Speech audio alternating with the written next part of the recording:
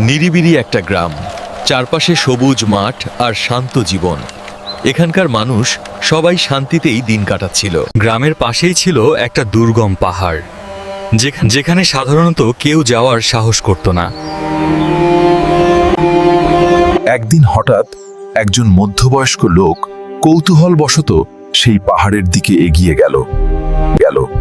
কিছু দূর যাওয়ার পর সে দেখে একটা মৃত অগ্নুৎপাত, চারপাশ নিস্তব্ধ আর ভয়ঙ্কর। ভয় না পেয়ে লোকটা হাসতে হাসতে একটা বড় পাথর ছুঁড়ে মারল পাহাড়ের দিকে। রাত নামল, সবাই নিশ্চিন্তে ঘুমিয়ে পড়ল। কেউ জানতো না সামনে কি আসছে। ও ডাউন! হঠাৎ দুর্গম পাহাড় থেকে বিকট গর্জনের শব্দ, লাভা গড়িয়ে পড়ল, পাহাড় জেগে উঠল।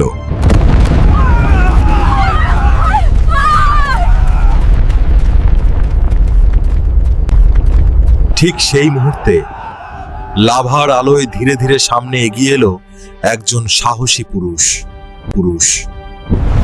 হে পাহাড়,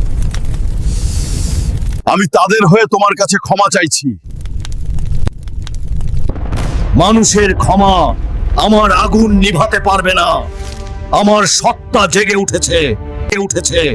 সময় নেই, লাভা আবার গড়িয়ে পড়ছে।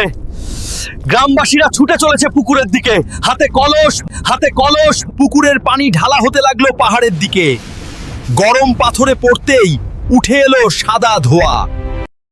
ধীরে ধীরে লাভার আলো নিভে গেল, পাহাড়ের গর্জন থেমে এলো, ধোঁয়ার আড়াল থেকে শান্তি ফিরে এলো।